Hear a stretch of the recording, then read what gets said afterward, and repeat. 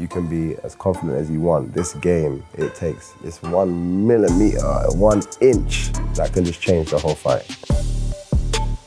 You know, my alter ego is MVP. You know, when I go into that mode, I'm MVP. I'm that wind-up merchant. I take the piss. I do it all.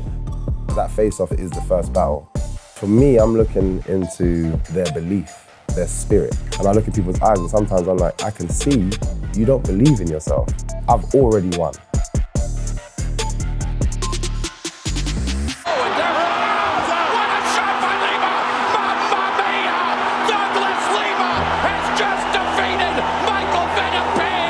Obviously, I had my first loss. In my head, I was just like, this is game over. Like, I already know. I lost because of my stupidity. I lost not because of my lack of skill. People see the 0 and the 15 fights. They feel that 0 is very important, forgetting that I've done many, many years of kickboxing. I went through 4 or 5 years of going to competitions every weekend and not coming back with a trophy. All those losses and all that experience made me MVP. So weirdly enough, I've come back with even more confidence, like going into future fights and just even in the gym, just my training, everything has stepped up, and I think it's because I'm like, yeah, now I'm 100% sure. Even though it was a loss, for me, I gained a lot in that, and I know what I need to do now.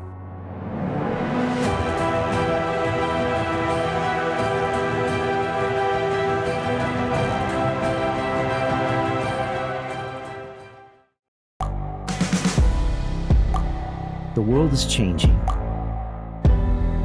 Inspiration is everywhere. It has never been so easy to connect, share, and bring people together. We're learning from others and finding the best in ourselves. Challenging our beliefs. Sharing our vulnerability. Overcoming our fears.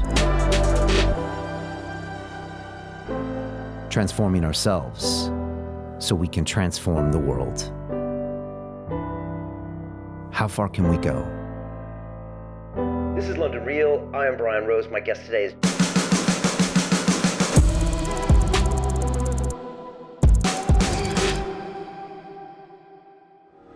I always like sitting down with Michael Venom Page because he is a great fighter and a true mixed martial artist. We had him on the show 4 years ago after I met him at an Ido Portal movement event, and it's been amazing to watch his ascent in Bellator MMA. Nearly undefeated except his recent loss against Douglas Lima, which we talked about. I also asked him, is he gonna go to the UFC and take on cats like Nate Diaz repping 209 or Jorge Masvidal, the street Jesus, and he said it's a possibility. We also talked about his hands-down fighting style and his crazy antics in the ring. Sometimes he rolls a Pokemon ball across it. Sometimes he actually takes a selfie while he's beating someone down. But this is all how he stays relaxed and in the moment, and that allows him not to get all tense and excited like a lot of fighters do, and it's what makes MVP MVP. He also talked about his future acting career, and it was just great to sit down with Michael. His head is in the right place. He's feeling stronger than ever. I'm looking forward to his future fights, so sit back and enjoy this incredible conversation. This is London Real. I am Brian Rose. My guest today is Michael Venom Page, the British professional MMA fighter, entrepreneur, and flagship star of Bellator. You are known for an array of highlight reel knockouts for your unorthodox, hands-down fighting style due to your background as a karate point fighter. Inside the cage, you're a natural showman known for taunting opponents, walk-away knockouts, in-fight selfies, and post-fight Pokemon ball rolls. I was there that night. You recently defeated Richard Kiley by flying knee knockout, and you're scheduled to fight Derek Anderson at Wembley Arena here in London. Michael, welcome back to London Real. Thank you for having me. I love hearing that kind of stuff. Sometimes I forget what I've done. I'm gonna record that for you so you can play it before you go out, man. It's been 4 years. We met, I think, at one of Ido Portal's events, and then you came in a few weeks later and kind of charted everything. But man, 4 years, I think you had just had a few fights in Bellator at that point? Yeah. Maybe? Yeah, I think I only had a few fights in Bellator at the time. I was just kind of slowly climbing. I think I just left the Super Fight League and stuff. Yeah. And it's more just focusing on Bellator and being at Bellator. and then growing there. So yeah. And so now, you know, you're hanging out with 50 Cent. You're doing these like highlight reel KOs. Yeah. I was there at the O2 for the Cyborg KO and then all this stuff. I mean, what's it been like the last 4 years? If you had to summarize or give us drop some knowledge on this, what's been going on? It's been a massive mix. It's been a lot of positives, a lot of growth, and then a lot of negatives as well that I've had to kind of deal with simultaneously, which has just been difficult to kind of deal with at the moment. But in terms of what people can see on the outside, I think you know, things have been going really well. Obviously, I had my first loss, but I felt good in that loss. It's weird to say I felt good in the loss. Yeah, explain that. You know, people ask me, you know, you lost to that fight, you know, how you feeling? Is it hard to come back? And I'm like, no, not really, because if I got dominated, if I got completely trashed, it'd make me question a lot of things. Like, damn, my training, what am I doing wrong, this, that. But I didn't. I feel like I was actually the more dominant one. And I let myself get carried away in a moment. And because I'm fighting someone that is that elite, those kind of mistakes can get capitalized they can capitalize in that way. Whereas if I was fighting, you know, I don't know, someone that was not as high a level, I may have gotten away with those kind of mistakes. And this is what I need to kind of make sure that I stay sharp with. Those mistakes need to be few and far between when I'm fighting guys of the likes of like Douglas Lima and all the other guys above in that section. Which you're going to be fighting from kind of now on, right? 100%. Yeah. So you're fighting Lima, and you kind of went down after you kind of overthrew a punch, and then you went down, and then it was like a split second. So right? what it was though is, when I swear to you, everything was going according to plan, like everything. Even on the floor, I was like, he hasn't got anything for me. He couldn't do anything. I grabbed his wrist. He literally couldn't move. So nullified him on the ground. And that gave me an added confidence. I was like, yeah, doesn't matter where this goes. I'm good for now. So let's finish it. Let's finish this fight. And it's weird. I actually said one of us is going to fall in the second round. I actually predicted, like I said, second round, someone's going down, and I just knew that the pace that I was going at, I just felt I was in my own element, having fun as I normally do. Yeah. And I'm like, yeah, I landed a shot. His legs went. And I was like, oh, that's the finish line. And I normally don't do that. Okay. Normally I'm just like, I'll just keep going because I'm enjoying this moment. Right. But I was like, yeah, I'm about to finish this guy. I'm about to finish this fight. And then there was a couple of, you know what, in my head, one or two more punches and the fight would have happened the same, but the opposite way around. Wow. And there was a couple of things that me and my coach had been working on. So I went to do that in that moment, because and we kind of you do it in a moment when somebody feels stressed or they feel panicked, because I knew they're going to resort to their best thing, which is his low kick. So I had already anticipated that. But because of my overconfidence in that moment, I stood in the pocket where I'm supposed to be outside the pocket. And what that means is just, I need to be far enough away for him to have to step first before throwing a kick. Whereas I'm like, I'm about to finish him. And I know what's coming next. He's going to throw a low kick. So I stood right in front of him, ready to throw a punch. And as soon as I just didn't anticipate how quick it was going to be still. Because it was quite fast when we were moving around the first round. I was like, oh man, his low kicks are very quick. Like, there's very little tell. Right. It just comes out. And there's still a lot of weight on it. And this is why he's caused so much problems with multiple opponents in his fight, Rory included. Yeah. So I stood in the pocket thinking, he's rocked now as well. I'm gonna see this. And as soon as I went, the kick came out and swept me, because I was in the process of trying to land one of my last final punches. Right. Got swept to the floor, and it's weird, although it happens in a moment, for me it's a long time in terms of thought process. I've landed the floor and I'm like, no, I can't let this out, because technically what I should have done, just fallen to my back and then taken my time, but it would have allowed him to recover. Right. And I was just like, no, stay on him. And I went to go back up and just get up the complete, like I teach classes every now and again for London Shoot, And that's the first thing I'll tell you not to do. Right. And it's the first thing I did. Right. In that moment of excitement, in that moment of trying to, stay on top and finish the fight. Whereas I should have just enjoyed I had 3 more rounds to do this in. Yeah. There was no real reason for me to rush. But he was the top guy in the division, and you had him rocked. I had him rocked, and I was just like, second, you thought, let's just finish this. This is, and in my head, I was just like, this is game over. Like, I already know.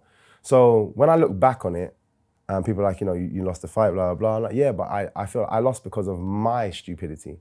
I lost not because of my lack of skill.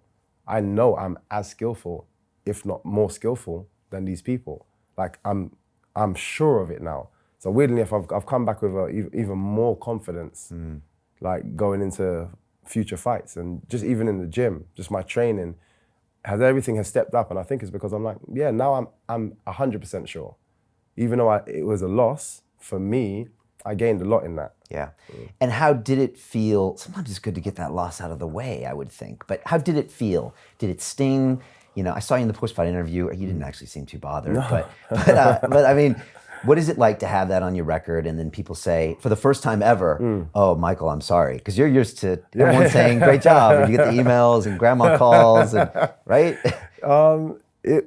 It's weird because people see the 0 and the 15 fights, the 14 fights at the time that I've had, and they feel that 0 is very important, forgetting that I've done many, many years of kickboxing, and to get to be in order for me to have become MVP now, I got my ass whooped regularly. In kickboxing, I was constantly getting beaten every weekend. Because you used to fight every weekend, Every right? weekend. And multiple fights, right? Multiple fights every weekend. And although I was younger, it does train you to take losses. Because imagine, I was tall for my age, so I was always fighting people 3 and 4 years older than me, but just because I was just as tall as them. So sometimes, depending on the competition, sometimes it will go on age, but then sometimes it will go on like height and your belt. So I was fighting people that were technically a bit more muscular than me and more developed than me as a child. And yeah, just week in, week out, getting whooped. Right. And probably more so than any other fighter in Bellator. No, I've had, if we could count the losses, it's a lot of losses. Okay. And I went through 4 or 5 years of going to competitions every weekend and not coming back with a trophy. So losing most of the fights. Literally, either going, sometimes you're traveling down to Birmingham, to Manchester, to Liverpool, first fight, you're out, that's it. And I got to sit down and watch everybody else for the rest of the day. And I'm there till the end of the day. We fight at the beginning because we're the juniors, and then our adults from our team would fight. So we had to stay there for them, and then we all travel back together on the bus. So you're there all day. But at the same time, I forget, for me, that was a lot of learning. Yeah. Because my dad was always like, you need to sit down, watch. I wasn't allowed to go run around with all the other kids. He's like, sit down, pay attention, support your team, and actually watch the fights. Yeah. So I'm just downloading. But I got used to losing until I started winning, and then got very used to winning. And all those losses and all that experience made me MVP. So this one loss for me, everyone's like, right, you took that really well. I was like, this is not the first time I've lost. It's the first time you guys have seen me lose. It's not the first time I've lost. So 5 minutes to myself to just be annoyed. I just got in there, got angry at myself, like, so stupid. And straight away I knew that it was my mistake. And when I watched it back, I'm like, why? We planned this. Everything was going according to plan. And then I did that. 5 minutes just to be annoyed. Then I was like, okay, I'm done. I'm back now. Okay, cool. That's out of the way.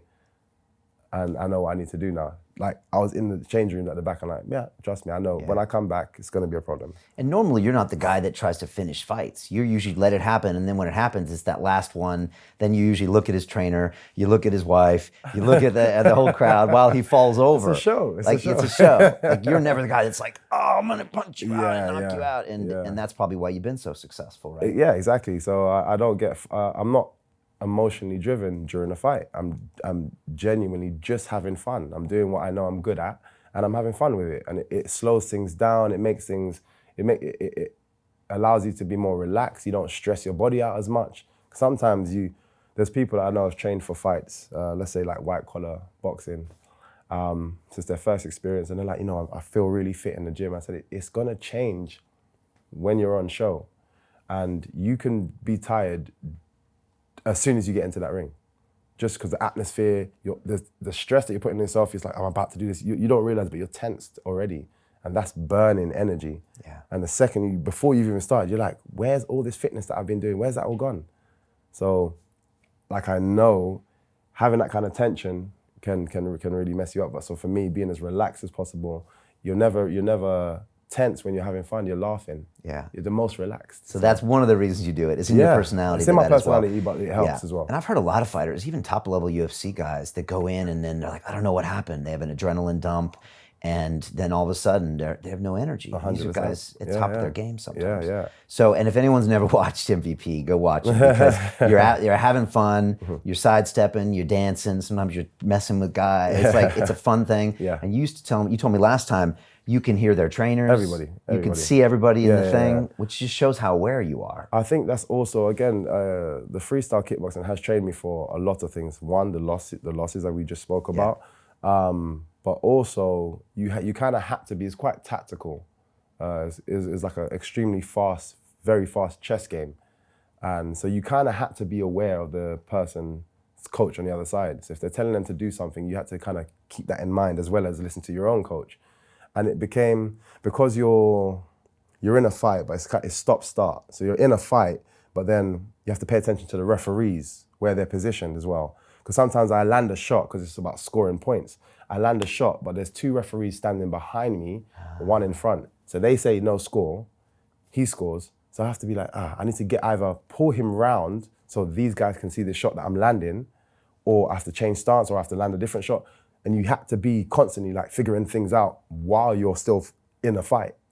And that's, I think, just doing that for years and years and years without even realizing it has kind of just made me aware of stuff like that. And I've done it in the gym before. And I remember my coach, Alexis, was like, yeah, he heard that. Because sometimes, we'll have two guys in the gym. We're both from the gym. And he'll coach this person at one point, and okay, now you guys, you need to do this. And so he's kind of back and forward. And he said to the guy, look, you need to be, stop circling around to the right, circle around to the left. I need you to move around to the left. But he was talking to my opponent. And as soon as he did that, I did a spin kick. I kind of purposely stepped off to the right, knowing that he just listened to that information, and he's listening very well. He's being a good student. Right. And you allow him to do it. Allowed him to do that. Allowed him to spin it, caught him with a kick. And he was like, yeah, he's listening. But it is a skill, because some people, if you're not talking to me, I'm not listening. I'm in my fight, I'm here, which is also another stress. And you get information, you have to keep like pulling yourself out and then coming back in. I've had conversations with Alexis during a fight. Michael, I need to do it. Yes, sir. Okay, no problem. Yeah, I see it. And we're having conversations back and forth. Does that do head games to your opponent a bit? Sometimes. I mean, and Alexis knows very well how to play head games with the opponent. Yeah, with the opponent. Sometimes he's, if we get a guy that we know wants to try and take me down, and he's done it with other people before, it's not just me. He's like, Michael, he wants to take you down. There's a big knee coming, yes? There's a big knee. I'm like, yes, sir. He's like, big knee, yeah, big knee. I wasn't going to throw a knee. Just messing with his game plan. So now he's like, no, okay, I'm not gonna do this. And that little bit of a doubt can ruin it. A little bit of doubt either makes you hesitate on your way in, yeah, or it just means you don't do it, which allows me to continue being myself in front of you. Which is, is anybody in the cage as relaxed as you are? I'm sure there are. It's obviously hard to measure. I'm sure there is, but there are guys that there's. Like I've been related to, like the Anderson Silvas and stuff. You can see they're enjoying themselves. Yeah. And I think you can tell when it is. Some people are motivated differently. I'm not motivated by that enjoyment factor, and the benefits from that is, again, you're relaxed and this and that. Some people are motivated by anger. So even down to the pre-battle stare out and the little press conferences, they need to be, I need to be angry at you to want to do what I want to do. And then it's all love afterwards. Everyone's like, yeah, hugging and respect. But I need to put myself, I don't necessarily dislike you, but in order for me to motivate myself, I have to say that to myself. Right. So that's why I want to square up with you like this. I want to create that intensity. But that's just not my character. And I identified that before I even got into mixed martial arts. I was like, I'm probably not going to do it like those guys. So what would I do with that space? What would I do with that time? And that's when I started to look into The Rock and look into all the these old school wrestlers that I used to watch, and look into how to get a crowd going. What should I do for myself? What signature move should I have? And I started to look into all that, because that's more me anyway, because I'm having fun. So yeah. And what did you come up with for people that don't know? So before every fight, you'll see me the snake sign, raising it above their head. And it's so funny to see people's responses when I do it. And when I first started doing it, it's even down to when I first started doing it, the crowd laughing, like, what's that? It's crazy. I remember even the guys in the gym when I got back the first time I started doing it, they're like, oh yeah, he was doing some weird superhero thing. And talking in the gym, then a couple of fights in, the opponent's kind of like getting a bit nervous of it. Because you go slow and then you go right. I'm looking right at them in their eye and I put it up and then you go like a lot of opponents are always like slightly shift their eyes and they want to see, they want to look at it. And I've taken you at the moment. I've broken this. And again, this for me there's so many benefits, and sometimes it's a coincidence. I didn't plan to have those benefits, but there's so many benefits to having fun and doing those things to people. And it's also quite almost an animal thing. I'm rising myself above you. I'm showing I'm puffing up my chest bigger to bring you down. Yeah. And it's worked multiple times. Yeah. Well, you're already tall. Yeah. And then when you do that over someone, and I guess it raises your whole posture up. Exactly. And it just looks like, you're dominating. And that's what it is. And I've seen people break in that moment. And it's weird. That face-off is the first battle. And what is happening in a face-off? Tell people what's going on, because you're looking into that guy's eyes. Mm-hmm. You've both been training for each other, sometimes for months, sometimes longer. Yeah. You guys are probably cutting weight sometimes at the time, and it's a lot of tension. What's happening there? What do you see in someone's eyes? For me, I'm looking into their belief. I'm looking into that their spirit. I'm saying, are you honest about, do you believe, because everyone can say it, but do you believe you can beat me in this moment? And I'm facing you now, I'm in my position, I'm postured up, and I look in people's eyes and sometimes I'm like, I can see you don't believe in yourself. I've already won. And then I start, then it comes the next day, you got 24 hours to sit on watch just that exchange. And then I got 24 hours to, when we're finally in the cage, I start doing anything crazy and all your fears just kick in straight away. It's like, before when you're like, he's not going to be able to do that dancing stuff to me. He's not going to be able to do this. He's not going to be able to have fun because I'm going to do this and I'm going to do that. And then you're throwing punches and you're missing and I'm dancing in front of you and you're just like, damn. And then that little lack of belief that I had in that moment just keeps growing and growing and growing and growing during the fight. And I've seen it many a times. You've seen it hahappen. Many a times. And you can see they get frustrated, their posture, I've seen it where it's frustration to anger, like, now I'm going to try even harder. Right. And still no success. And a lot of times you end up running into more because of it, because you're not being yourself. Because again, it's an emotionally driven response. And then sometimes it's frustration into, I just want to get this over and done with. And I've seen that face on many people. Really? Many people where it's kind of like, seriously? Like, I can't believe this is happening. And obviously, I'll say the most obvious one to watch is against myself and Dave Rickles' Caveman. Because he's known to be this tough guy that he's been in wars with people. They're beating on him and he's almost out and then he's recovered and he's come back and won the fight. And he's known for being that guy. And I was just chipping away to the point where he was just like, I'm out. And he waved the flags. He's just like, nope, don't want to fight anymore. And he called himself out. And everyone was like, what the hell is going on? But for me, I could see it. And I'm just like, yep, I'm just going to keep doing this and I'm going to get a response from you. And it's going to be a negative one. So that's real. The mind games are real. 100%. Wow. People said that it was that very famous fight between Chael Sonnen and Anderson Silva where Chael was beating on him for 4 rounds and then he gets triangle choked at the end. And people that train with Chael said, watch that. He just wanted to get out of there at the end. He never really thought he could win. And it's hard for us to believe that at a professional level, at that high-end level, that there still is a bit of doubt. But I guess everyone's human, right? Everyone is human. Everyone is human. And sometimes sometimes the profile of a person can get to you. It can really get to, it's Anderson Silva. Right. You know? So subconscious. Yeah. And I'm going to relate it to another sport where, I don't know, the football, Man City's they're one of the best teams in the world at the moment. And they got that appeal now. Oh, damn, it's Man City. And let's say they're playing a team, you score the first goal. Damn it, we're winning. It's like, if you celebrate it, but it's like, damn, we're winning. Can we actually keep this up? Right. And all of a sudden, they're attacking. It's like, then one goal goes and then you head drop. Another goal goes and it's like, yeah, well, I kind of knew this happened. No, your mentality was already there. You scored the goal without really believing that you could have even done that. And it made it worse. Right. Because you now have time to sit on that and still having to achieve a goal. And you came to that finishing line and then they score 3 goals past you. And just like, geez. And it's the same thing.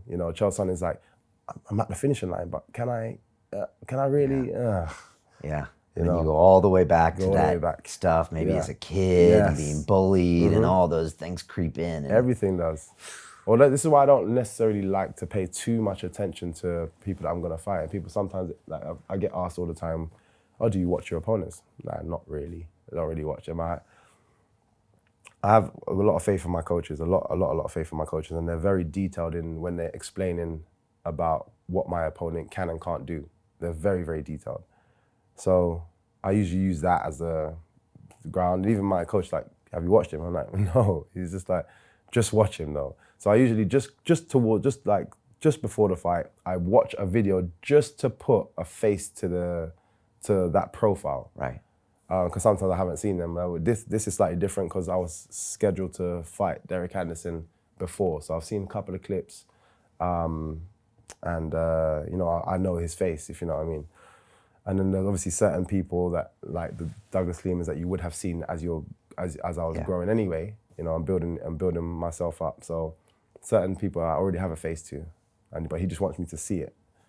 But you don't want to see a highlight reel. You don't want that stuff in the back of your head. You just want to know roughly what he's style. Just what do I need to do? What do I need to do? I like to put everything needs to be my fault. What do I need to do to beat that? Okay. You tell me, I work on that, and then we go out and we win. Okay. That's it. And is your face-off always cool, or does someone ever rile you up, or No, it's like did the Irish guy get in your head a little, or vice versa? Or? It's funny because I genuinely never believed in this guy. Okay. And but he talked more rubbish than any other opponent. Oh yeah, 100%. He pulled 100%. An MVP on MVP. Yeah, he was that kind of guy, and it's weird. I bit in terms of online, socially, on him because he was talking about my teammates. He's been speaking about me for ages. There's clips of him talking about wanting to fight me, and he thinks I'm this and thinks I'm that, and he's got the gift of the gab. Give it to him. He's very good at talking. To be fair, most of the guys in Ireland are very quick-witted and stuff. Yes. So, so that's his thing. So it didn't bother me, but I've had multiple people. When you're rising, everybody's trying to shoot you down. So I've had multiple people attacking me. It doesn't bother me. Then he keep talking about my teammate. He was supposed to fight one of my teammates, and he kept talking about my teammates and stuff. And I was just like, and bit at it, a little bit back and forward. And then Bellator was like, oh, do you want to fight him? I didn't think they were being serious at the time. I was like, you're still gonna pay me, yeah? Well, I get paid, yeah, to fight him. And they're like, yeah, people seem to be talking about it, so. I'm like, if you're gonna pay me, as long as I get to fight again in this time, because I actually said that to them before, I really do want to fight on the London show. That's definitely going to be like more important. And they said, yeah, as if you're fit and well, then you can do it. I was like, cool. Two paydays, two fights knocked off the contract. Why wouldn't I do it? Okay. And I get to fight in Dublin. And to be fair, I have to say, and the Cyborg and the last Dave Rook was fighting in London, the energy was crazy, but Dublin took it. Really? Oh my days. They are unbelievable. As fans, you can see that they truly appreciate fighting, full stop. But as fans, they lift. I've never been in front of a place that had lifted that had that kind of noise. And you said that the Irish fans were MVP fans. Oh yeah, 100%. I had a lot of people that come up to me and they're fans because, again, like I said, they appreciate fighting. Right. So what I like about them is they're passionate about their country, so which is great. So the lightness is, and I even said that to people. I was like, the lightness is they're gonna be booing me. They're gonna, and these are people that are fans of me, but I'm fighting somebody Irish, and that always tops it off. Over here, it's different. I either like you or I don't like you, regardless of where you're from, right. Which I think is silly. Like I've seen, you don't get London or British love all the time being here, and it frustrates you. Yeah, right? it frustrates me come on, so guys, much, man. I just think we should and could be more just unified. Like it should be a thing where if people come to our country to fight, it's one of those things. It's like going to a specific going to Celtic, and they're just like, rah, the fans there are just like going crazy. It should be like that, you know. You should be able to help Europe. I've actually seen fighters that are from the UK get booed over the fighters that are coming from elsewhere, and I'm like, for me that's ridiculous. Like, I do like the way the Irish do it. They're like, and I had guys, you know, I'm a fan of you, but you know I'm Irish, and I'm just like, yeah, no, cool, man. And as soon as they finish the fight, they just continue appreciating what they've just seen. So they can cheer me now, because the fight's done now. There's no sides anymore. I'm just gonna, you know, cheer you for what you just displayed in the cage. And I love that side of them. They appreciate fighting, but it's nation first, then it's fighting. Right. You know what I mean? I love it. So you'd like to see more of that in this country? I'd love to see more of that over here. So last weekend in New York City, in your weight division, was the baddest motherfucker belts. All right, Nate Diaz against Jorge Masvidal. When you watch that, what do you see? You also see fighters that, who knows, one day you might fight. Mm-hmm. What did you see? It was, for me, I just wanted to look at, wanted to just watch the fight. The belt for me was just like, whatever. I don't care. I already find the interim belts too much. Like, I feel it's just not necessary. And the fact that it looks exactly the same as the belt, again, seems a bit weird to me. So them adding another belt and actually giving it credibility, if it was something amongst themselves that they can kind of promote and hype up, and yeah, cool, but then they made it a thing endorsed by The Rock as well. I'm just like, man, you're putting a bit too much credibility on this, but is what it is. Okay. You're slamming the UFC a little bit. All right. Yeah, they did it because it's good business. No, of course. Yeah. And again, it's the hype. But again, I think everything is kind of melting into one now. This is why you got the Tyson Fury is going to MMA to wrestling, and you know this person. Is Tyson Fury really going into MMA? But it's regardless of really going into, everyone's talking about it. Right, talking about it. You got rugby players going into Bellator. You're training with James, right? Exactly. We've had him on the show. So it's but I mean, like, not necessarily. It feels like it's not necessarily taken that seriously. It is more a case of how much numbers can we generate. Now, James is not going to be allowed to fight unless he's ready. You see my coaches. They don't play this. This is James Haskell, rugby player. We've had him on the show. Yeah. And he's going to have his first fight in Bellator, and he's training at London Shoot. He's training at London Shoot, right. But he's taking it seriously. And Alexis and Paul, if you've met them and you know them, they do not care about publicity. They're not interested. So they're not doing it because, oh yeah, we can get a lot of people to, London Shoot. They knew James. They've known James since he was like 17 or something. So they've known him for a long time. And he used to train at our gym off season, so he would come to our gym anyway. He would always come to our gym, do private sessions, and he's always been fascinated with fighting. Okay. So he's actually taking it seriously, and they're taking him seriously. But again, my coach is like, he's not fighting. I don't care how many cameras trying to tell me how much money they're gonna make for this and that. He ain't fighting under my banner unless he's actually capable of fighting. Okay.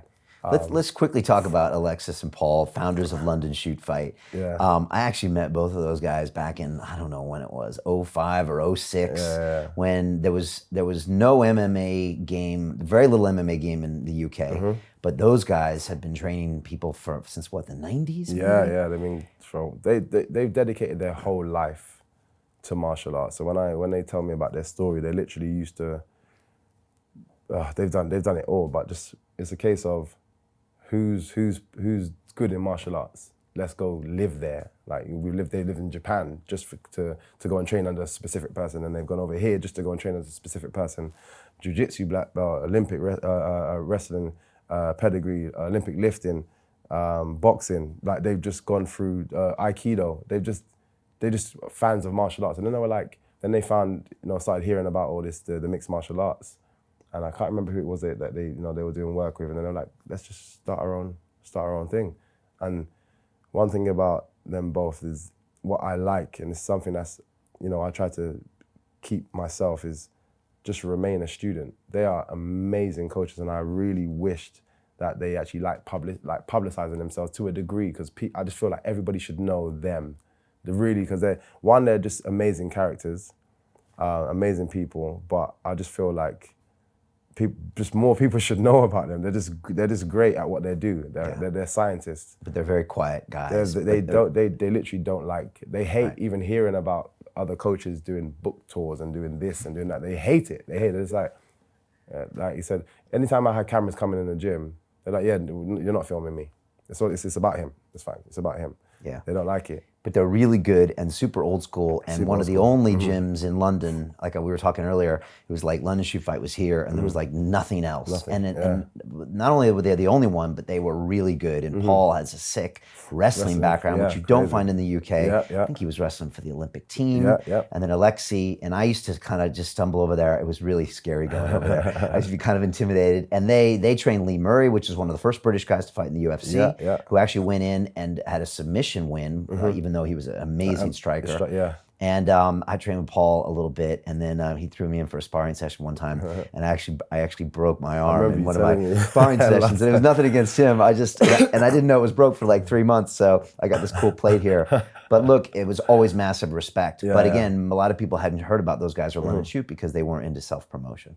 So knowing you're over there, and I went and trained with you about 3 years ago, and we shot some footage. Alexi was making sure he wasn't in front of the camera. And it's just an old school place. They don't play around. Nope. They work. You guys work really hard. You were saying people come over from America and the UFC fighters, and they're like, after a few days, and we've had it multiple times. You see it on their face. They're like looking around, like, I can't believe you guys are still going. After the day that I had, yesterday, I'd probably do like, he said, like, the next day, if I had a day like that in the gym, in the States, I'd probably do like a jogging and then maybe a little strength and conditioning. Active rest, hot tub. Yeah, right. And we're like, we don't get that here. We just don't get that here. And sometimes I've had some crazy days, sparring, doing this, doing that. Next day, it's like, you ready to pad up again? And I'm just like, yeah, okay. and we go again. And with Alexis, it's funny because I think he trains you mentally as well, because I don't know if he does this intentionally, but sometimes he's always, okay, so we're just going to do this today and just do this and this, and then, we'll call it a day. Cool. Once we've just done that and that, he's like, yeah, just one more, we'll do that again. Okay, I just want you to do this now. Okay, fitness on the end of that. And you're just like, yeah. Oh my, yeah. So I always say, testing your mental game. He's just, his favorite thing to say is, just one more time. Yeah, just one more time. And we'll be there for another a couple of hours with him saying just one more time. And I've got a little apprentice that I brought over. He's a young guy, Mike Kimball. He's coming over, he fights for Bellator, and I really like his personality. He's a really lovely kid. And I was like, come over and train with us and see how you feel with that. And he's enjoying it, he's loving it, doing really well. Again, he's like, man, you guys, it's nonstop. And then sometimes he's like, oh yeah, Alexis just told me that I'm just doing this today. And I'm like, yeah, probably gonna do more. He's like, no, but Alexis, he said. And I said, okay, but just remember that I said, you're probably gonna be doing more. And he gets there and he's no doubt doing a lot more. And he's just like, man, I thought Alexis was gonna go easy on me today. No, that's just how Alexis is. Paul, them guys are just like, let's get it. It's nonstop. And you guys are a family. You guys are really everyone's tight over there, right?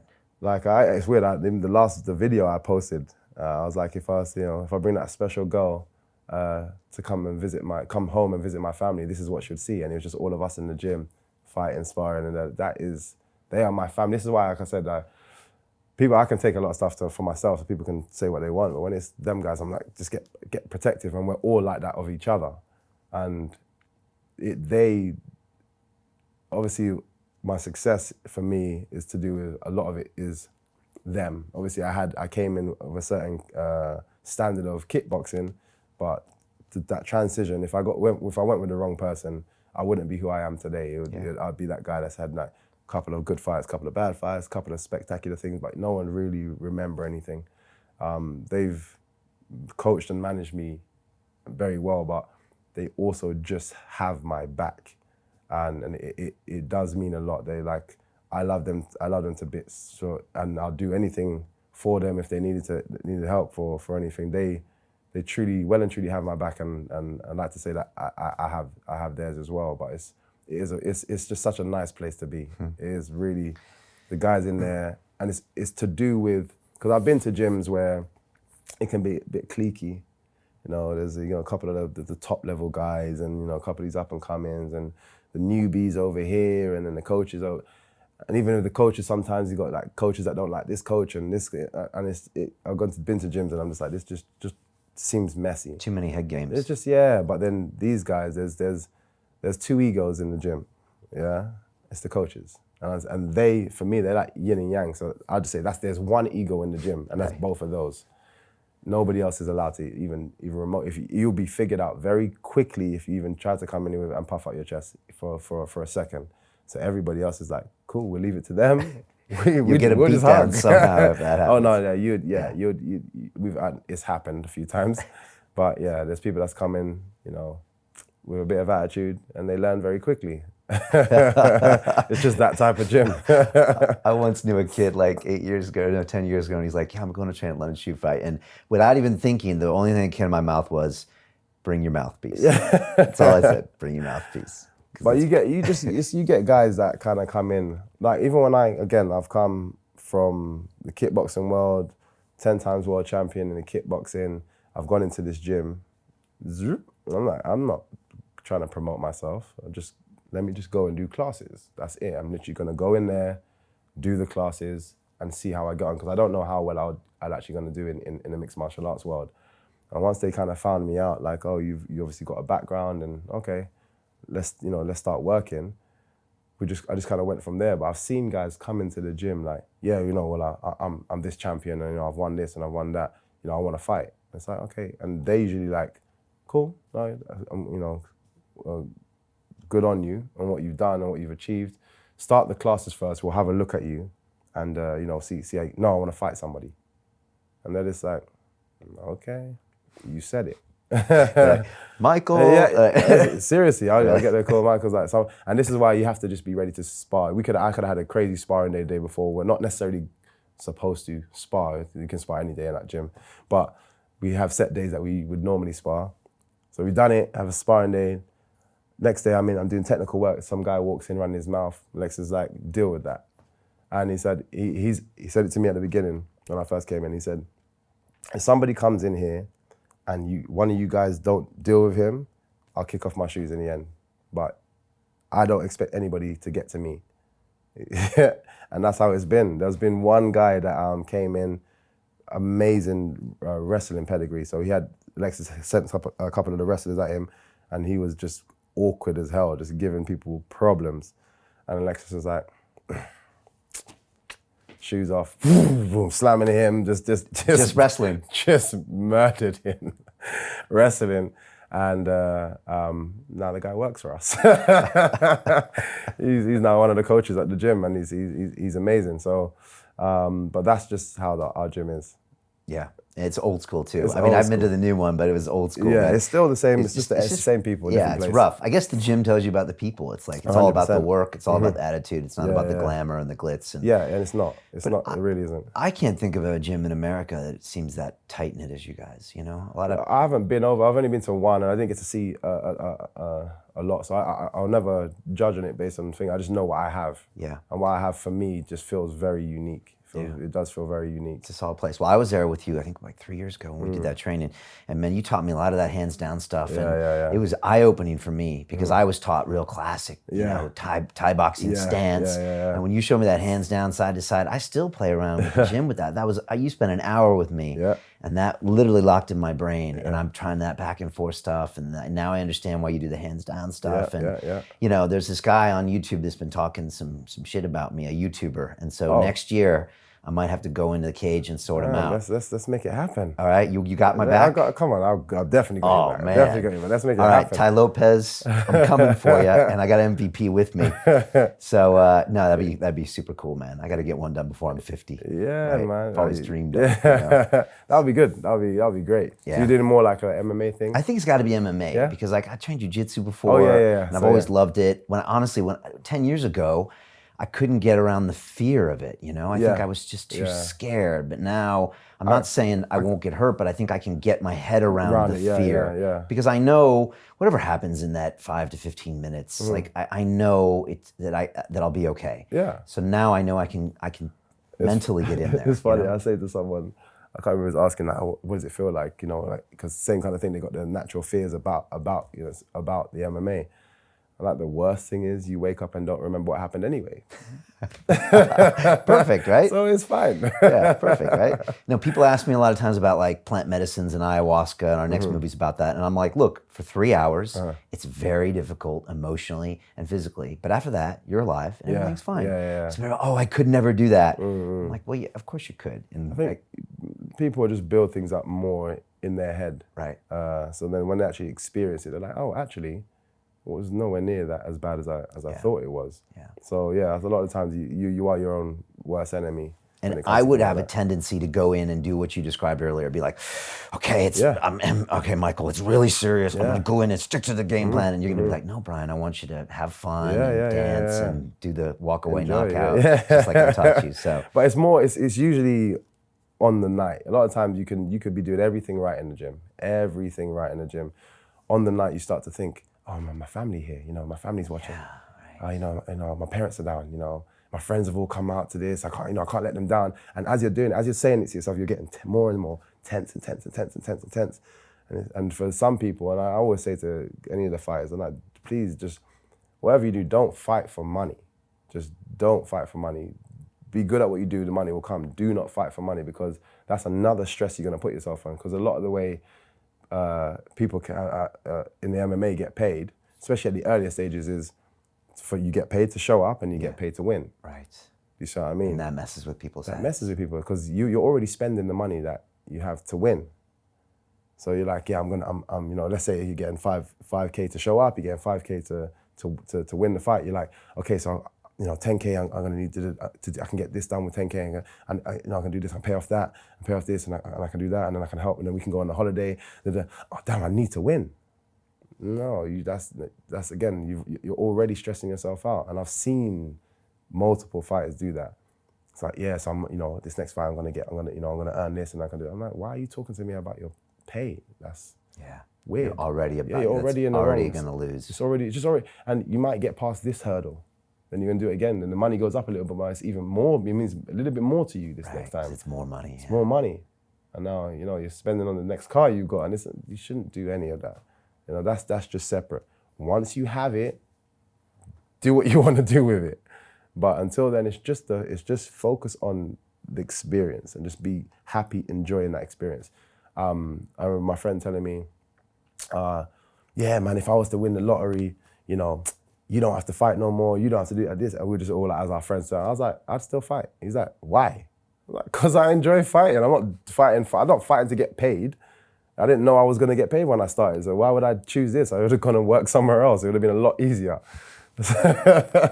So he's like, okay, well, you keep fighting them. But I'm like, yeah, it's not, for me, it's not a financial thing. I'm just happy that I'm able to live off it at the moment. Do you see what I mean? I'm able to, what this provides for me, allow me to just focus on this. Whereas in MMA, it's difficult now. It's getting better, but it's very difficult to start in MMA, especially if you've already got commitments and stuff, because a lot of people they're still working 1 and 2 jobs, and then they have to run to the gym, then they go run back to another job, and then it's tiring to get off the ground. Very tiring. You don't get that kind of support. There's no scholarships. There's none of that. So it's very difficult to start. Very, very difficult. To continue watching the rest of the episode for free, visit our website londonreal.tv or click the link in the description below.